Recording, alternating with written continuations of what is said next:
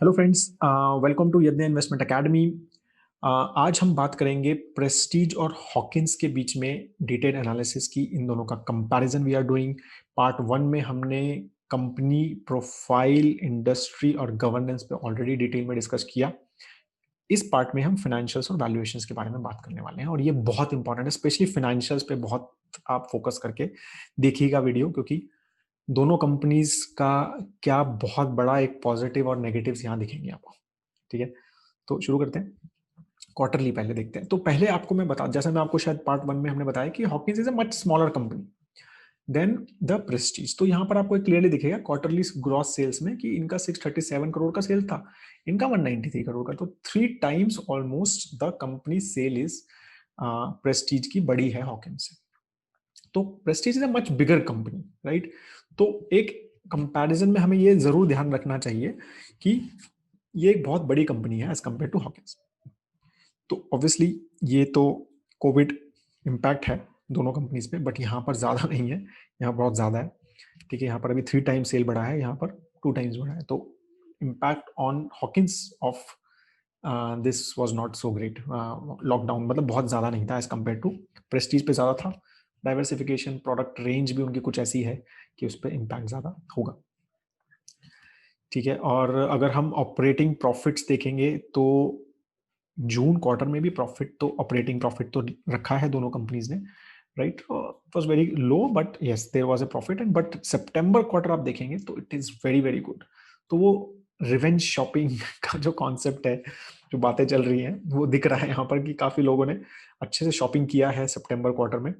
और उसकी वजह से एक्चुअली लास्ट 8 क्वार्टर्स का बेस्ट था for Prestige. And almost similar यार, सितंबर 2019 और 2020 जो है वो मैच हो रहे हैं। So very good for Hawkins as well.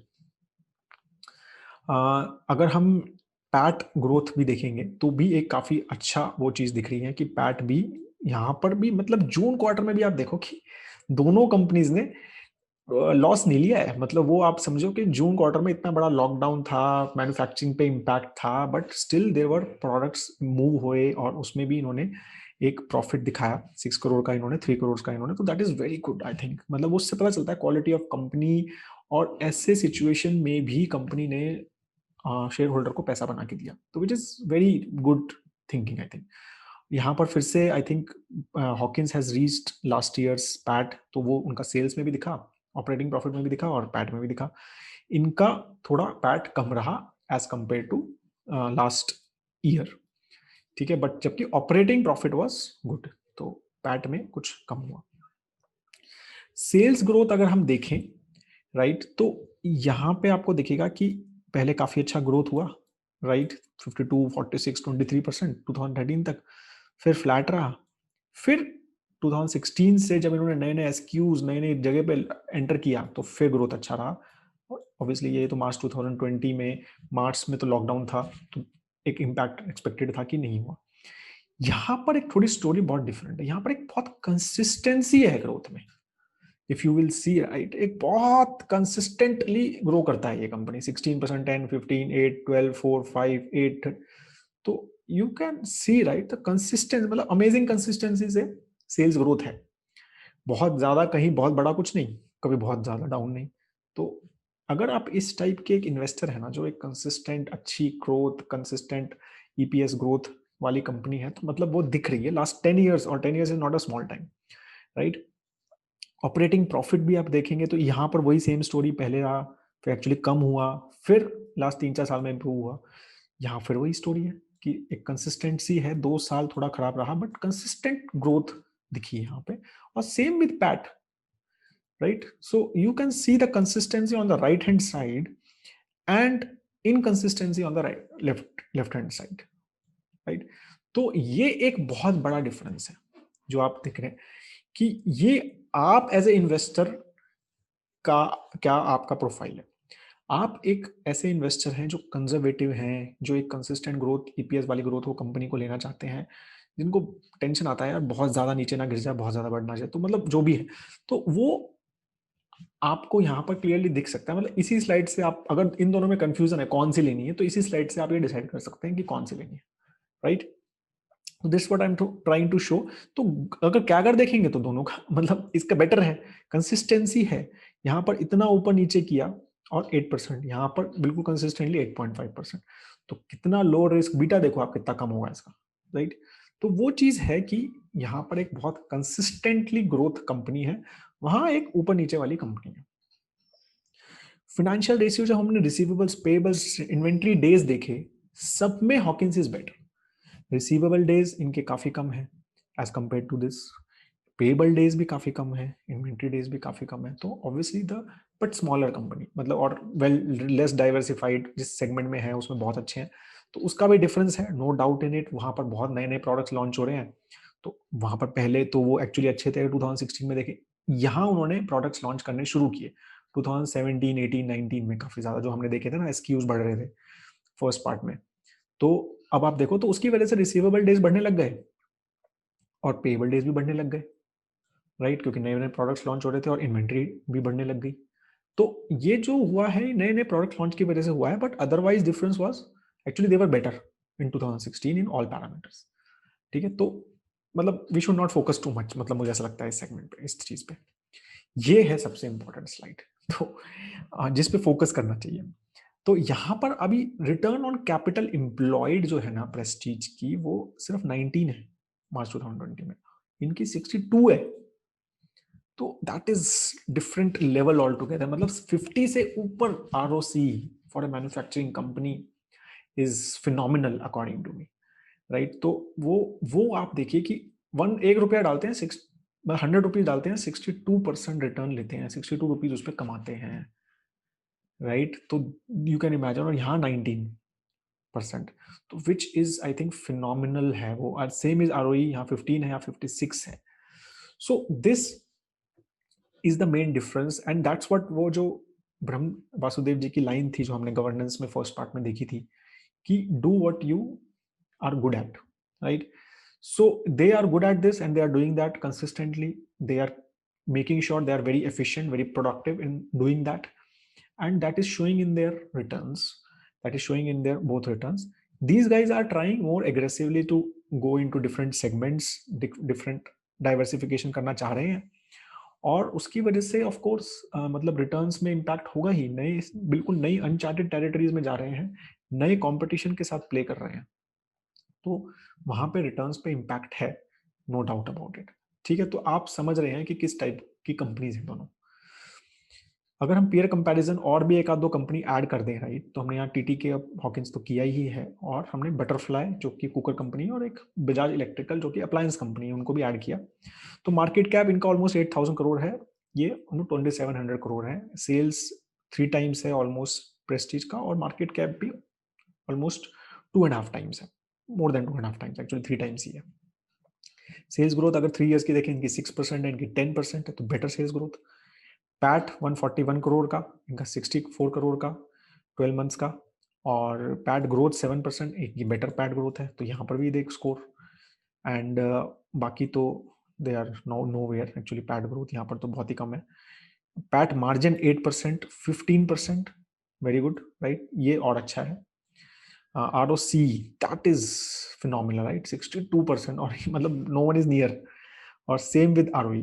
तो ये चीज जो है ना, ये है ट्रम्प एवरीथिंग, तो which shows the efficiency with this company does, कि जो काम कर रहे हैं उसका कितना हाई क्वालिटी और कितना एफिशिएंटली वो काम कर रहे हैं।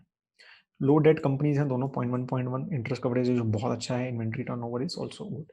सो बाकी सब पैरामीटर्स आर गुड, तो this is the main highlight है जो हॉकिंस का है। ठीक है, तो प्रेस्टीज के पॉजिटिव क्वार्टर नंबर्स तो नॉर्मल आ गए हैं, डेट नेग्लिजिबल है, high ROC ROE mean sales growth, profit growth अच्छा रहा है 2-3 साल में, negative, very good, PAT margins भी काफी अच्छे हैं। नेगेटिव कुछ लगा क्या आपको हॉकिंस में? नहीं लगा, राइट, मेरे को तो कुछ दिखा नहीं ऐसा कुछ कि नेगेटिव है ऐसा, राइट। मतलब आप ये कह सकते हैं कि बहुत फास्ट ग्रोइंग नहीं है, लास्ट 10 साल में 8% का ही कैगर है, तो वो एक थोड़ा नेगेटिव बात सकते हैं, बट वो प्रेस्टीज का भी वैसा ही है, बट एज सच कोई नेगेटिव नहीं था, राइट। इसका नेगेटिव यही है कि low ROCE ROE numbers compare to Hawkins, वैसे बुरा नहीं है, 19 का आरओसी कुछ बुरा नहीं माना जाता है, राइट, बट हॉकिंस के साथ कंपैरिजन हो रहा है तो इसलिए थोड़ा यहाँ पर नेगेटिव में डाला है। और कैगर प्रॉफिट का कम है सेल्स से, तो क्लियरली टॉप लाइन फोकस्ड है कंपनी, और ये कंपनी बॉटम लाइन फोकस्ड है, that is a difference, right. तो क्लियरली यहाँ पर ये सारी चीजों से हमने फाइनेंशियल्स को येलो दिया है और यहाँ इसको ग्रीन दिया है। तो I hope that you understand the decisions, right. अब हम वैल्यूएशंस की बात करते हैं। तो ये हमने प्लॉट किया है, ग्राफ वैल्यू रिसर्च से लिया है, जो कि हॉकिंस का आप ग्रोथ देखिए last I think 3 years, right, 3 years 17 दिसंबर का डेटा है ये। तो 3 इयर्स में वेरी वेरी गुड ग्रोथ, मतलब ऑलमोस्ट आई थिंक 80% का ग्रोथ रेट है। एंड बीएससी का जो अगर हम सीडी जो कंज्यूमर ड्यूरेबल है, that is also done well, and TTK has not done so well till now. Current market price 56 है हॉकिंस का, 5911 है प्रेस्टीज का। हॉकिंस का 52 weeks high is very near, मतलब ऑलमोस्ट 52 वीक्स हाई के आसपास है, ये थोड़ा दूर है। लास्ट 3 इयर्स में रिटर्न 21%, तो वो दिख भी रहे हैं, राइट। और यहाँ पर -3.42%, तो नेगेटिव में ग्रोथ प्रेस्टीज का। क्या रीजन है नेगेटिव का? मेरे ख्याल से बहुत ज़्यादा डाइवर्सिफिकेशन का ही मेजर रीज़न है, और उसकी और competition which they are facing, and उसकी वजह से मतलब it will not be for easy for them, मतलब to compete with kind of Philips and Bajaj Electric. Bajaj Electrical is also not so great company, मतलब अगर आप नंबर्स वगैरह देखेंगे तो कुछ खास ग्रोथ नहीं है उनका, बट कि जबकि अच्छा नाम है, प्रेस्टीज को वहाँ नाम सेटअप करना है, और तो बहुत ही कॉम्पिटिटिव, जिसमें बहुत सारे बाहर के प्लेयर्स प्रेजेंट हैं, और प्राइसिंग बहुत ज़्यादा प्राइस सेंसिटिव मार्केट है, राइट। तो उसकी वजह से पीपल आर नॉट वेरी, और ये क्वालिटी बिजनेस है हॉकिंस की, भाई this is what they are known for, they do that very well, उसी में इनोवेशन करते रहते हैं, उसी में चेंज करते रहते हैं। तो वो आप समझिए यहाँ पे वैल्यूएशन का अगर हम कंपैरिजन करें बाकी पैरामीटर्स पे, राइट, क्योंकि पी हमने पी भी किया है, बट उसका रीजन है क्योंकि June quarter was not so good and March quarter पे भी इम्पैक्ट था लॉकडाउन का, तो P is exactly not a good parameter to discuss currently. But हम बाकी देखते हैं, अगर पी बाय बी देखते हैं, तो प्रेस्टीज इज एट 6.1, देवर 7.1, 8.78, तो मतलब बहुत ज्यादा खास नहीं लग रहा है, राइट। डिविडेंड यील्ड इनकी कम है, ये बहुत इंपॉर्टेंट है कि डिविडेंड यील्ड ऑफ हॉकिंस आप देखिए 2.5, 2.5, मतलब 2.5% का तो डिविडेंड यील्ड ही है। तो अपने अगर स्टॉक होल्ड किया है तो 2-2.5% तो आपको रिटर्न्स डिविडेंड से ही मिल रहे हैं। तो अगर 8% का ग्रोथ रेट, और क्या कहते हैं, कंपनी दे दे 8-10% का, तो आप 10-12% का एक ग्रोथ रेट एक्सपेक्ट कर सकते हैं कंपनी से, राइट। यहाँ पर dividend yield is much lower, obviously they have to invest in their other businesses, ठीक है, जहां पर वो ग्रो कर रहे हैं। ईवी बाय एबिटा में भी आप देखेंगे तो nothing fancy. P by B यहाँ पर देखेंगे तो दे आर एट, जब हम 2015-16 लेवल्स पे दे हैव रीच, तो काफी एक ग्रो हुआ मार्च 2020 के बाद इनका P by B. EV by EBITDA भी इनका 2015 में इतना ज्यादा था, अब उतना वापस आ गया है, तो एक थोड़ा डेफिनेटली ग्रोथ तो मिली है, और वो दिख भी रही है, स्टॉक ग्रोथ बहुत अच्छी हुई है। मार्केट कैप टू सेल्स, तो अगेन 4.3, तो which is among the highest in last 7-8 years, and they are also near 2019 से थोड़े कम है, बट अच्छे लेवल पे हैं। सेल्स कम भी हुआ है, तो वो एक आप फर्क मानिए। पी बाई ई हमने यहाँ पर किया है, बट 46 पे है हॉकिंस का पी, और 60 है एट प्रेस्टीज का पी, और हिस्ट्री 30 और 36 का इनका एवरेज रहा है, 30 और 43 अगर 5 ईयर एवरेज रहा है, और अभी उन दोनों से ज्यादा है। But again as I said, earnings का इशू है कि अर्निंग जून क्वार्टर में तो बहुत ही कम थी, और March quarter was also not so great to TTM earning के हिसाब से अगर हम बात करें, तो उसकी वजह से मुझे लगता है कि वो एक थोड़े हाई लेवल्स पे हैं, बट इसका मतलब ओवर वैल्यूड नहीं है। मतलब आई डोंट थिंक कि हम पी बेसिस पे ये बात करें कि they are over valued, don't do that, ठीक है। तो अगर इस यही प्रॉब्लम यहाँ आने वाली है, राइट। पी अगर हम ईवी बाय एबिटा या पी से वो करते हैं, क्योंकि एबिटा भी इम्पैक्टेड है और अर्निंग्स भी इम्पैक्टेड है, तो अब देखो ना, बटरफ्लाई में 416 का पी दिखा रहा है, बजाज इलेक्ट्रिकल में 375, तो मतलब वो we can not do the relative valuations on this. So overall मेरे को लगता है कि वैल्यूएशंस अगर हम प्राइस के हिसाब से देखें, बाकी पैरामीटर्स जो हमने देखे उस पर देखें, तो एक एवरेज वैल्यूएशंस पे है कंपनी, मतलब even though in these markets I don't think it's over valued, मतलब सस्ता भी नहीं है फॉर श्योर।